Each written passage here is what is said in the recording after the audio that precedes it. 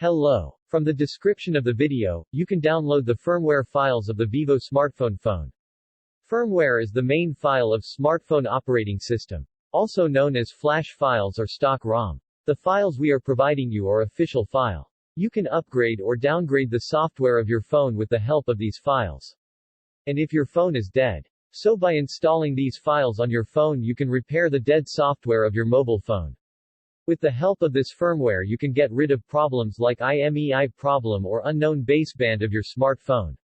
This video contains the files of Qualcomm Vivo smartphone. By the way, we will flash this phone with the help of Qualcomm flash tools. Before flashing, make sure that the files you are installing on your phone are these files compatible with your phone model. If the files don't match your phone model, your phone might be dead. All your data will be deleted after flashing. We will not take responsibility for any kind of fault during flashing. This is an official stock firmware provided by the company that introduced the Vivo smartphone. And these files will be told in the title of the video. They are the files of